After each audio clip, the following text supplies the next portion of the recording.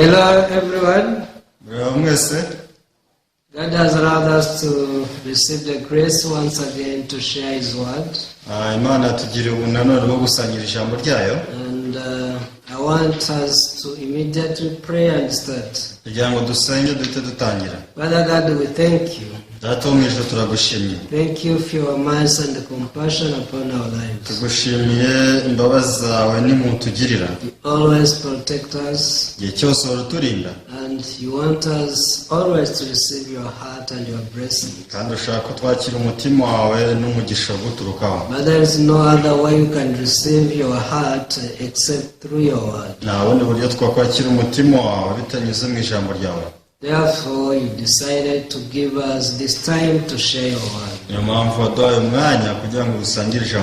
May you bless all viewers. Allow everyone to receive your word as it is. Don't allow us to rely upon our works or our thoughts, but allow us to put down all of our understanding and receive your word. I pray in the name of Jesus. Amen. Okay, we are reading again in the book of Luke chapter 15 from verse 28 through 31.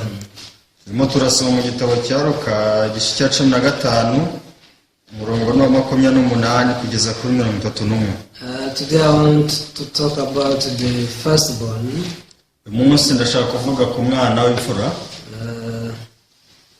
So we shall read from verse 28 through verse 31. Anyway, let us start from verse 27. And he said to him, your brother has come, and because he has received him safe and sound, your father has killed the fatted calf.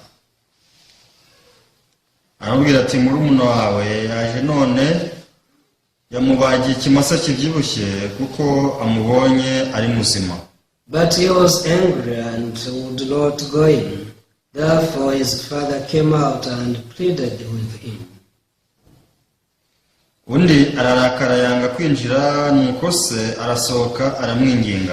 So he answered and said to his father, Lo, these many years I have been serving you. I never transgressed your commandment at any time, and yet you never gave me a young goat that I might make merry with my friends.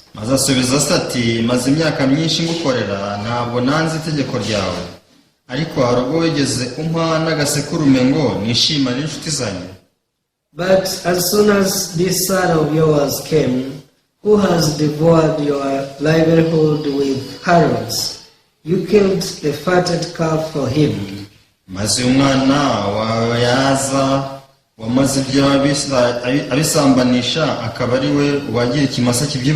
Verse 31. And he said to him, son, you are always with me, and all that I have is yours. Nawe aramubwira ati mwana wanjye turabana iteka kandi ibyanjye byose ni ibyawe. Everyone's spiritual life is discovering the heart of God. Every day you need to discover the heart of God towards you. Because once you live with the heart of God now, that is the true spiritual life. However, so many people, they just care about their heart. What they want and what they wish. They try to serve God with their hearts. But without knowing the heart of God, you can never serve God. In fact, God is the one to serve you. Because God is almighty. But you are weak.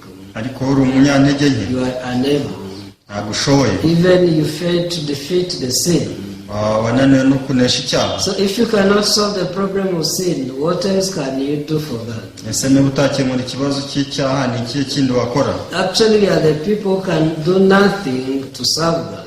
Abantu batabasha kugira icyo bakorera Imana. All we need is to discover the heart of God towards us. Icyo dukeneye no gutahura umutima Imana idufitiye. But so many people, they are deceived by Satan. Ariko usanga abantu benshi barashutswe na Satani. And they try by themselves to serve God. Bakagerageza gukorera Imana. They try to keep the laws and commandments. Gerageza kubahiriza amategeko n'amabwiriza. They try to behave well before God.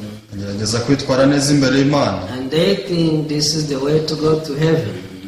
Bakibwira ati ubu ni uburyo bwo kujya mu ijuru. Last time I told you, never think that you don't want to be like prodigal son. Ushize nabwiye ntukibwire ngo wowe ntabwo waba nk'umwana w'ikirara. Because whenever people read this story in Luke chapter 15, Kwa igihe cyose abantu basomye inkuru yo muri Luka igice cya 15, without thinking twice, they say this second born is evil and the first born is good. batabitekerejeho byimbitse baribwira bati umwana wa kabiri ni ikirara ni mubi ariko wa mbere ni mwiza. And they think, let me just follow the way of the firstborn. Akavuga bati rero reka dukurikize inzira y'umwana w'imfura. You see, the firstborn was good. Urabona umwana w'imfura ari mwiza. The firstborn served his father. Urabona yakoreye se. The firstborn never transgressed any commandment of his father. Ntabwo umwana w'imfura yakenesheje itegeko na rimwe rya se. He didn't sleep with harlots. Ntabwo yabonanye n'abamaraya. He didn't waste any possession of his father. Ntabwo yigeze apfusha ubusa umutungo wa se. So this is the role model of ours. Rero usanga bashaka kumufatiraho urugero. Even many religious preachers, they say so. N'abandi bayobozi bo mu madini usanga ari uko bavuga. But everyone, you have to understand it. Ariko buri wese agomba kubyumva neza. It's not that we need to live like the firstborn. Burya si uko dukeneye kuba nk'umwana w'imfura. Neither to live like the secondborn. Nubwo dukeneye kuba nk'umwana wa kabiri. But what we need is to discover the heart of God through this story. Icyo dukeneye no gutahura umutima w'Imana muri iyi nkuru. Through the story of the prodigal son, binyuze mu nkuru umwana w'ikirara, we can see how the true spiritual life starts. tubasha kubona uko ubuzima bw'umwuka butangira. Actually, true spiritual life starts at one point. Ubuzima bw'umwuka butangirira ahantu runaka. Which point is that? Ese ni The point of failure. Naho tuba twatsinzwe. Once you trust yourself, igihe wizeye, you think that you are able. ukibwira ngo urashoboye. If you don't fail, igihe udatsinzwe, you can never live spiritual life. rwose ntabwo waba ubuzima bw'umwuka. But once you fail like the prodigal son, ariko mu gihe watsinzwe nk'umwana w'ikirara, and once you receive the grace of God to think about your heart, igihe utekereje ku mutima, wakira ubuntu bw'Imana ugatekereza ku mutima wawe, you can learn from the failure. ushobora kwigira mu gutsindwa. And from there you can live true spiritual life. kandi guhera wawe ubuzima bw'umwuka nyakuri. Previously we saw how the prodigal son repented and went back to his father. ubushize twabonye ko umwana w'ikirara yatsinzwe akihana agasubira kwa se, And he was able to receive salvation. kandi ubwo yabashije kwakira agakiza. Remember, he was dying in the far country. bivuga ko yari agiye gupfira mu gihugu He cya had wasted all the possession of his father, yari yatakaje umutungo wa se wose, sleeping with harlots, yiryamanira n'abamaraya, drinking alcohol, yinywera inzoga, doing so many evil things. yikorera amabi yose. In the far country, he could not help but to do such evil. mu gihugu cya kure nta kindi yari gukora usibye gukora amabi nk'ayo. But one day he failed. ariko umunsi umwe yaratsinzwe. For the first time he failed by losing all possession. igihe kimwe yaratsinzwe atakaza ibintu byose. But Satan deceived him not to go back to his father empty. ariko icyo gihe Satani yaramushutse ati wijya kwa so dore nta kintu ufite. He gave him thought to go and find a job. amuha igitekerezo cyo kujya gushaka akazi. So the son tried to find a job and he was able to be hired as a keeper of the swine. bwashaka akazi rero yaje kubona umuntu umuha ako kuragira ingurube. They who wanted to live with the leftover of the soil. Icyo gihe rero yagombaga guhazwa n'iby'ingurube zashigaje. But the Bible says Ako biravuga ngo nobody gave him nta muntu yigeze abimuha until the point he was dying with hunger. kugeza ubwo yaragiye kwicwa n'inzara. He came to realize, now I'm dying. Yaje kumenya ati ubu ngubu rwose ngiye gupfa, I am dying with hunger. ngiye kwicwa n'inzara. Yet at my father's house there are a lot of food. nyamara mu rugo kwa data hariyo byo kurya byinshi. Even had servants, they eat and they remain food. Rwose bararya bakanasigaza. Why am I dying here? Ese kuki inzara insinze hano? Why can't I go back to my father's home? Ese kuki nasubira mu rugo kwa data? I'm sure that my father's love is still there. Ndabizi neza ko data kimfitiye The urukundo. love towards the son can never change. Urukundo akunda umwana we ntabwo rwahinduka. Yes, my father can rebuke me. Ari yanyaha, My father can chastise me. ari rwose yanyaha, But if I go there, ariko ninjyayo I'm sure that he will not expel me. rwose uzi ko atazanyirukana. Probably he may not receive me as he used to consider me. Wenda ashaka kutanyizera nk'uko byari bimeze. But I will ask him favor to be like one of his hired servants. Ako byibuze ndamwaka ikigongwe anyakire nk'umwe mu bagaragu be. So the important thing here is that he returned to his father. Icy'ingenzi ni uko yasubiye kwa se. Everyone, it's not important for you to try to do well Si iby'ingenzi rwose kugerageza gukora neza or to try not to commit sins, cyangwa kugerageza kudacumura, because once you are a sinner, ku gihe cyose uri umunyabyaha actually you are nothing but a dead person before God. nta kindi uba uri cyo usibye umuntu upfuye imbere y'Imana. Whether you are a bishop or pastor or whoever, waba uri umubishop cyangwa se umupasiteri uwo waba uri wese, whether you are a Christian who has spent more years in the church. waba uri umukristo umaze imyaka myinshi mu rusengero. Some people they spend 10 years being sinners, usanga hari abantu bamara imyaka 10 ari abanyabyaha, others 20 years in the church, abandi bakamara imyaka 20 mu rusengero. even 50 years. There are some grandma or grandpa who spent 50 years in the church. yewe hari n'abamara imyaka 50 ugasanga abakecuru mu rusengero. One day I met one old man in the place called ry'Imana. Mu gihe cyashize hari igihe nahuriye n'umuntu umwe ahantu hitwa Rw'inkwavu. At the time I was living in Kayonza district. nabaga i Kayonza icyo gihe. This man was so old. yari ashaje rwose. Actually, he had been a Christian until then. ahari ntekereza ko yari umukristo kugeza ubwo. Yeah, he told me he was a Christian until then. yambwiye ko ari umukristo. And actually he had spent so many years in the church. amaze imyaka myinshi mu rusengero. At the time was about 80 years. icyo gihe rwose yari gukabakaba mu myaka 80. But he told me since his young age he was a Christian. arambwira ati rwose kuva mu myaka yanjye yo hasi nari umukristo. But I asked him, did you receive forgiveness of sins? Now you are perfect righteous. ndamubaza ndetse ubu wakira imbabazi z'ibyaha ubu ngubu uri umukristo utunganye? He said, no way. atoya. No one is righteous in this world. kubera ko muri isi nta n'umwe umukiranutsi. All we can do is to try. icyo twakorana ni ukugerageza. Try to serve God. gerageza gukorera Imana. You see, I've been trying to serve God for this so many years. nagerageje gukorera Imana muri iyi myaka myinshi. But I cannot dare to tell you that I am perfect righteous. ariko ntabwo nakubwira ngo ni umukiranutsi utunganye. So from there I explained to him the gospel. rero guhera ubwo natangiye kumusobanurira ubutumwa bwiza. What is the gospel? ese ubutumwa bwiza ni iki? The gospel talks about the works of Jesus. ubutumwa bwiza buvuga imirimo ya Yesu. It's not you serving God, burya ntabwo ari ugomba gukorera Imana, but it's Jesus who served the Lord and who served us. ahubwo ni Yesu wumviye umwami hanyuma aradukorera. Because God sent him in the world so that he can save us. kubera ko Imana yamwohereje mu isi kugira ngo adukorere. And he accepted. arabyemera. And he was killed. aricwa. He shed his blood. amena amaraso ye Through the offering he made, binyuze mu gitambo yadutambiye all of us were served by him and became righteous. twese yaratwitangiye aduhindura abakiranutsi. But even now there are so many people who don't know this. ariko kugeza ubu hari abantu benshi batabizi. All they try to do is to try to serve God, ibyo bagerageza gukora ni ugukorera Imana, to try to keep the law. bagerageza kubahiriza amategeko, They are living spiritual life like the firstborn.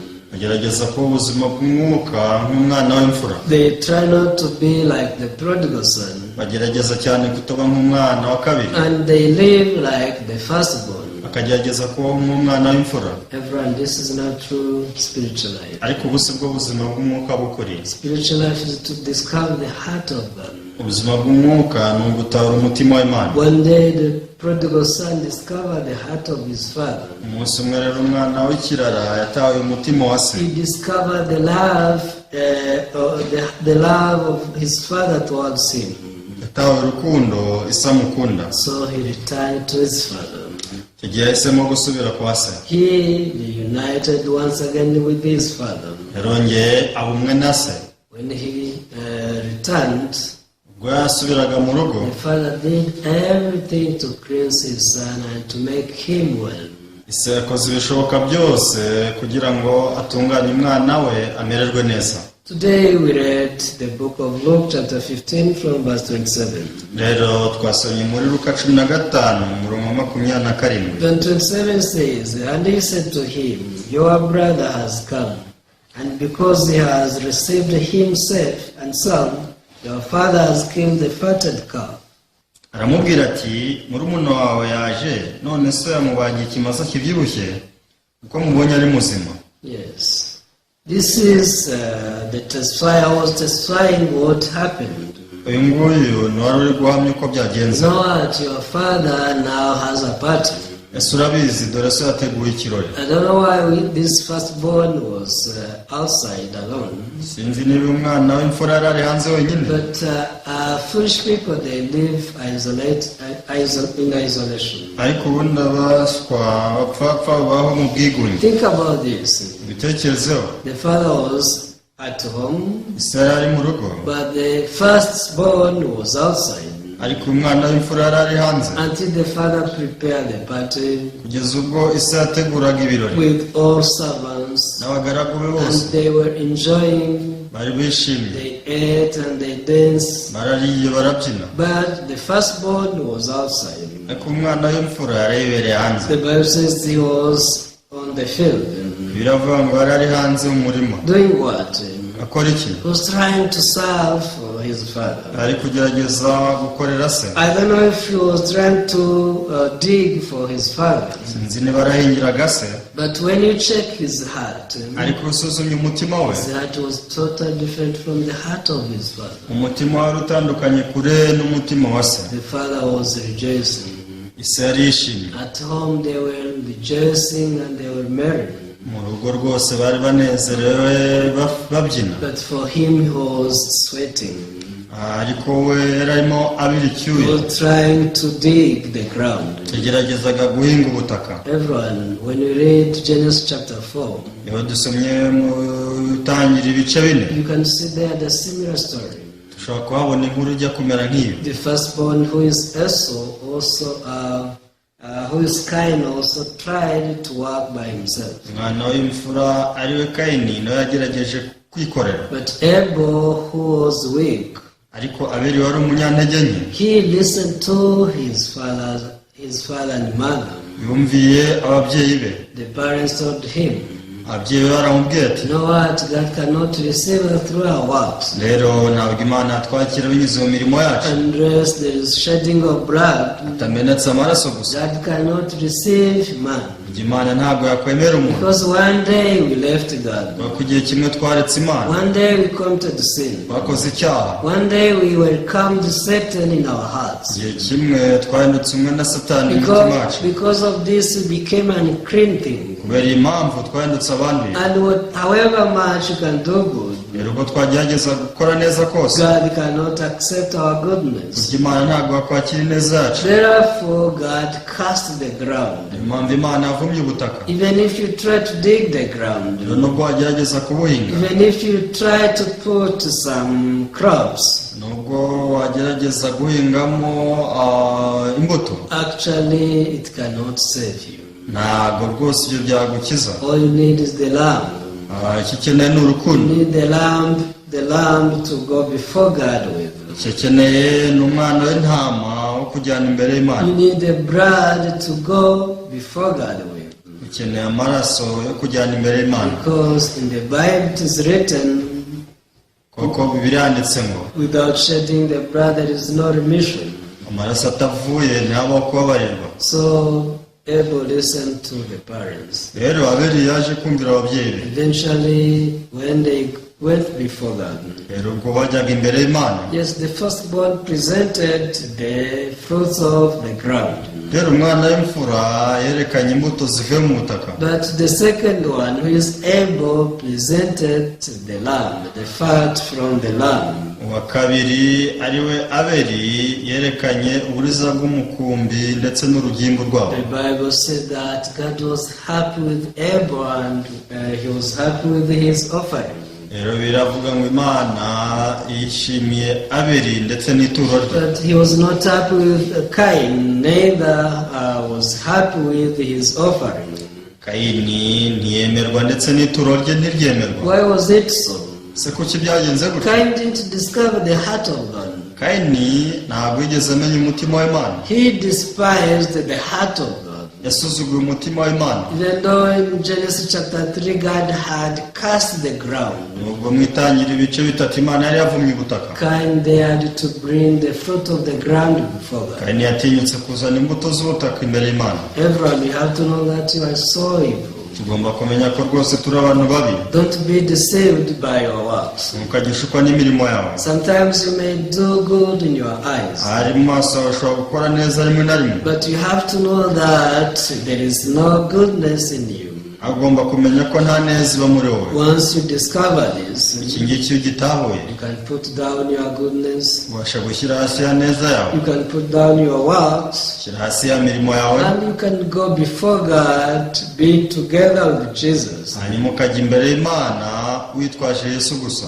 Do you know why we pray in the name of Jesus? si mwamuzi impamvu dusenga mu izina rya Yesu? Actually, the reason why we pray in the name of Jesus ubundi impamvu dusenga mu izina rya Yesu is they prove that we are evil before ni God. ikigaragaza ko turi babi imbere y'Imana. If we go before God in our names, tugiye imbere y'Imana mu izina ryacu, we can't help but to be destroyed. nta kindi usibye kurimbuka. But we go before God in the name of Jesus. ariko tugiye imbere y'Imana mu izina rya Yesu. Why?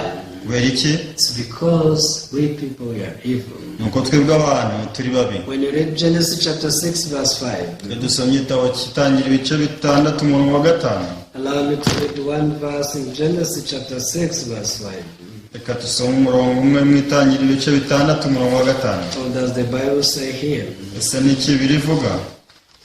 The Bible says, then the Lord saw that the wickedness of man was great in the earth, and that every intent of the thoughts of his heart was only evil continually. kandi Uwiteka abona ko ingeso z'abantu zari mbi cyane mu isi, kandi ko kwibwira kose imitima yabo itekereza ari kubi gusa iteka ryose. You have to understand this verse very well. uyu murongo tugomba kuwumva ukuri. Yes, you have good thoughts, probably. yego dushobora kuba dufite ibitekerezo byiza, Sometimes you have bad thoughts. rimwe na rimwe ushobora kugira ibitekerezo bibi. But why does God say that the intent of our thoughts is only evil forever? ariko se kuki birivuga ngo iby'imitima yacu ibwira byose ni bibi kugeza iteka? Have you ever asked yourself this question? ese waba warigeze wibaza ikibazo nk'icyo? Actually, whenever people follow their thoughts, whether good thoughts or bad thoughts, igihe cyose abantu bakurikiye ibitekerezo byabo, byaba bisa neza byaba bisa nabi, they can't help but to be destroyed. nta kindi cyaba usibye kurimburwa, Because God knows that they are evil. kuko Imana irabizi ko ari babi, But for them, they don't know that they are evil 100%. ariko bo ntibazi ko ari babi 100%. God knows that they cannot do good before Him. Imana irabizi ko batakora neza imbere yayo, But their thoughts show them that they have goodness. ariko ibitekerezo byabo bereka ko bafite neza. Therefore, even if they have good thoughts, Rero nubwo baba bafite ibitekerezo byiza, the intent of their thoughts is only evil forever. ibitekerezo byabo bigamije byose ni kibi kugeza iteka. Eventually, those who follow their thoughts, they are destroyed. Rero amaherezo abakurikiye ibitekerezo byabo bararimbuka, They are rejected. barangwa, They cannot join the party of God. ntabwo bajya mu birori Imana yateguye, They cannot rejoice together with others. ntabwo bakwishimana n'abandi. The typical example is the firstborn in Luke chapter 15. Urugero rero ruhari ni urunguru rwo muri Luka igice cya 15 k'umwana w'imfura. What was the problem of the firstborn? Ese umwana w'imfura ni ikihe kibazo Let's afite? go back in Luke chapter 15 verse 29. Reka dusubire muri Luka 15 umurongo wa 28. So he answered and said to his father, Lord, these many years I have been serving you. I never transgressed your commandment at any time, and yet you never gave me a young goat that I might make merry with my friends. Umurongo wa 29 yaravuze ngo maze asubiza se ati imyaka myinshi ngukorera ntabwo nanze itegeko ryawe, ariko hari ubwo wigeze umpa n'agasekurume ngo nishimane n'inshuti zanjye. Can you see how foolish he was? Ese ushobora kubona uko yari umuswa? He thought, Yatekereje ngo I've been serving my father. maze igihe nkorera data, I never transgressed his commandment at any time. ntabwo nigeze nica itegeko rye n'umunsi n'umwe, And yet he never gave me even a young goat. ariko ntiyigeze ampa n'agasekurume kamwe. Think about this. Ubitekerezeho. What was the heart of the firstborn? Ese umutima w'umwana w'imfura wari uwuhe? He had been living with complaints. Yabagaho yinuba mu mutima, My father gave me nothing. data ntacyo yampaye, You see, I toil a lot. ndakora cyane, I serve him. ndamukorera, I till the ground. nirirwa mpinga ubutaka, I plant some crops. nirirwa muterera imbuto, I harvest them. rwose ibyo byose ndabikoze, But he doesn't care about me.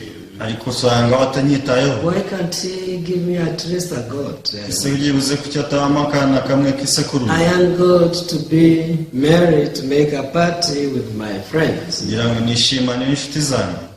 This was the heart of the firstborn. Uyu ni wari umutima w'umwana w'imfura. For so many years, Imyaka myinshi he lived with this heart. ubanye n'uwo mutima. There's so many people who live like this firstborn. Rero hari abantu benshi usanga babana n'umutima nk'uyu w'umwana w'imfura. In many churches, such people are full.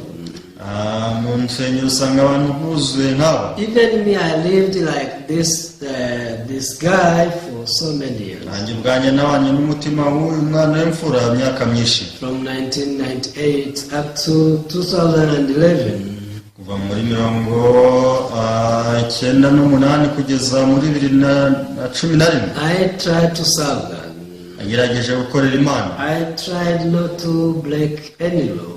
Nagerageje rwose kudaca n'itegeko na rimwe. But still I could complain to God. Ariko n'abandi wasangaga ninubira Imana. Why always I am a sinner? Ese kuki igihe cyose mba ndi umunyabyaha? I try not to break the law. Gerageza kutisha itegeko. I try to serve you. Gerageza kugukorera. But always whenever I check my heart, I find sin there. Ariko n'ahandi igihe cyose ndebye umutima wanjye nsangamo icyaha. What is wrong with me? Ese ni ikihe kibazo mfite? But on the other hand, urundi ruhande Satan could tell me, Satani arambwira ngo it's okay. nta kibazo, You are not the only one who is a sinner. ntabwo ari wowe umunyabyaha gusa. Look at your pastor. Reba pasiteri wawe, Even him, he confesses his sins. nawe usanga yatura ibyaha bye. Look at your bishop. Urebe bishop wawe, Even him, he confesses his sins. nawe yatura ibyaha bye. Look at your leaders in choir. Reba abayobozi bawe muri korali, Everyone around you also is a sinner. urabona ko buri wese impande zawe ari umunyacyaha. So don't worry. Rero ntugire impungenge, Just try to serve the Lord. uzakorera Imana gusa. Just try not to sin. Uzagerageze kudakora icyaha. If you break the law, nicyo itegeko. it's okay, you can ask forgiveness of sin. ntacyo bitwaye wagiye ukagusaba imbabazi z'ibyaha. Therefore you are different from those sinners who just can't sin. niyo mpamvu utandukanye n'abo banyabyaha gusa bapfa kwikorera ibyaha. You can live by just asking forgiveness of your sin. wakwibera usaba imbabazi z'ibyaha gusa. That will make difference between you and pagans. Imana rwose izagutandukanya n'abapagani. I thought like this. ko niko nibwiraga. I thought I was better than other people who don't try not to break the law. wasangaga nibwira ko ntandukanye na ba bantu batajya bagerageza kutica amategeko. Same to the firstborn. rero nk'umwana w'imfura He thought that the prodigal son was so evil. yega yibwira ko umwana w'ikirara ari mubi gusa. How did he call him? ese yamwitaga ngwiki? Verse 30. umurongo wa 30. Here the Bible says, but as soon as this son of yours came, who has devoured your livelihood with harrods, you killed the fatted calf for him. maze uyu mwana wawe yaza wamaze ibyo abisambanisha akaba ari bubagira ikimasa kibyibushye. Everyone, people who don't know the heart of God. abatazi umutima w'Imana. It's not only judging themselves, si ukwicira urubanza gusa, but they judge even others. ahubwo usanga banacira abandi imanza. Most of their time they spend it judging other people. igihe kinini bakimara bari gucira abandi imanza. Look at that harlot. rebera amaraya. Look at that thief. reba kiriya gisambo. Why can't he receive salvation and stop sinning? se kuki atakira agakiza ngo areke ibyaha? But don't they say like that? ariko nubwo bavuga batyo, Also they say, I'm a sinner, God forgive me. nabo usanga bafatura ngo mwana turi abanyabyaha tubabarira. Everyone, there's no difference between you and them. rero icyo gihe nta tandukaniro rihari hagati yawe nabo. A sinner is just a sinner. umunyabyaha ni umunyabyaha nyine. Whether you are a good sinner or a bad sinner, uri umunyabyaha mubi cyangwa all mwiza, you need is to solve that problem of sin in your life. ukeneye ni ugukemura icyo kibazo cye cyaba mu mutima wawe. The prodigal son failed. umwana w'ikirara yaratsinzwe. Because of failure, he came to understand that he was wrong. bitewe no gutsindwa yaje kumenya ko atari mukuri. He repented arihana and he returned to the love of his father, asubira mu rukundo rwa se, and he received the love. yakira rwa rukundo, He rejoiced. arishima. But the firstborn, umwana w'imfura yes, he was a good person, yari mwiza koko, but he was a sinner before his father. ariko yari umunyabyaha imbere ya se. Why? kubera iki? He was judging himself. bakwiciraga urubanza. Why my father does not give me even a young goat? se kuki data atampa n'agasekurume kamwe? Maybe I didn't dig well. ahari ntabwo namuhingiye neza, Let me try to dig well. reka ngerageze mpahinge neza.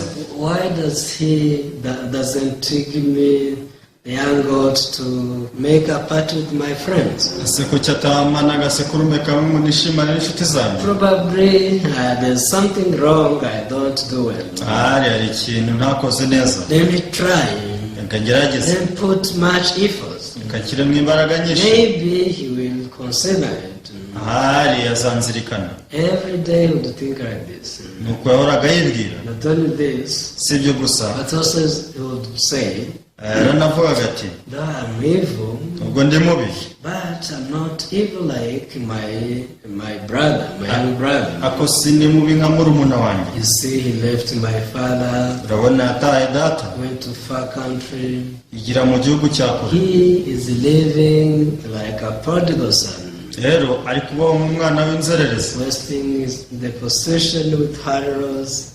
ibyo yabipfushije ubusa byose muri za maraya. He's an adulterer.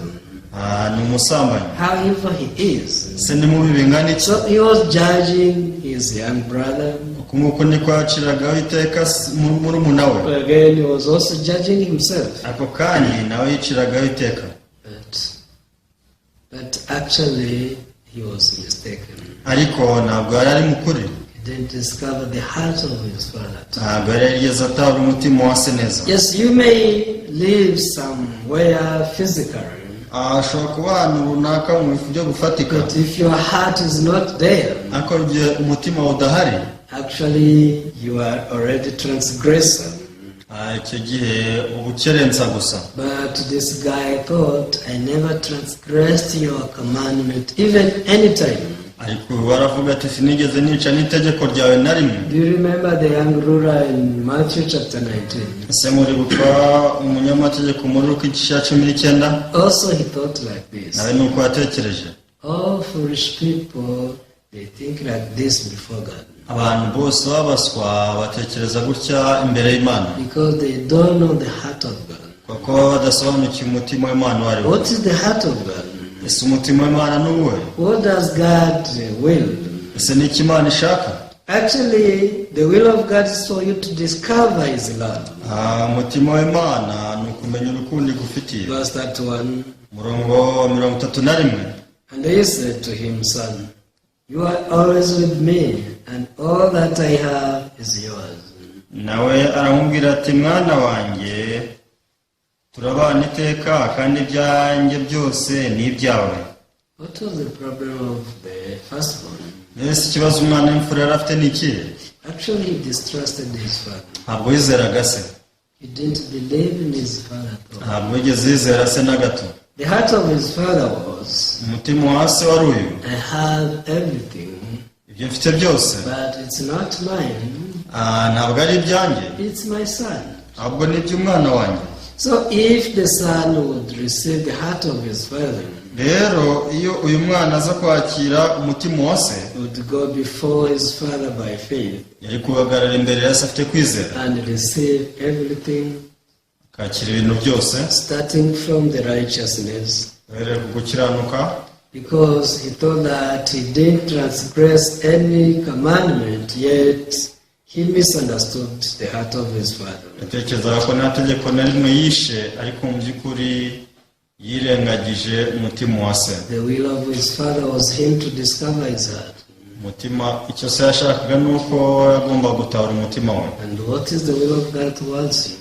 ese umutima Imana igufitiye ni uwuhe? Also, God wants you to discover his heart. Imana irashaka gutahura umutima wayo. His heart towards the problem of your sin. umutima igufitiye ku bijyanye n'ikibazo cy'icyaha, His heart towards your life. ku bijyanye n'ubuzima bwawe. I will read one verse and to conclude. sasoma umurongo n'udusoze. Hebrews chapter 10 verse 10. Abaheburayo igice cya 10 umurongo wa 10. By that will we have been sanctified through the offering of the body of Jesus Christ once for all. uko gushaka kw'Imana niko kwatumye twezwa, tubeshejwe n'uko umubiri wa Yesu watambwe rimwe gusa ngo ube bihagije iteka. This is the will of God. ubu nibwo bushake bw'Imana. So once you discover the will of God, mu gihe utabaho ubushake bw'Imana, you can't help but to testify that you are joyful ntabwo wabura guhamya ko unezerewe, because you are sanctified. kubera ko wejejwe, And it was done once and for all. kandi byakozwe rimwe kugeza iteka. This is the will of God. ubu nibwo bushake bw'Imana. Abraham, the prodigal son, discovered the love of his father, rero umwana w'ikirara yataye umutima wa se, and they made him a party, kandi bamukorera mutegura ibirori, and they were enjoying and rejoicing. tangira kwishima no kunezerwa. Yet the firstborn, who didn't know the heart of his father, ariko umwana w'imfura utaramenya umutima wa se, they begged him to enter in the joy, but he refused. amwingingiraga kwinjira n'abandi mu birori, ariko arabyanga. Why can't you enter in the joy which is prepared already for you? ese kuki utakwinjira mu birori byaguteguriwe? Why can't you receive faith to believe that all of your sins are finished? ese kuki utizera ko ibyaha byawe byose byogejwe? It's not by you, si wowe, it's not by your works, kubw'imirimo yawe, but the Bible says ahubwo biravuga ngo it's by the will of God ni kubw'ubushake bw'Imana, and through the offering of the body of Jesus Christ once for all.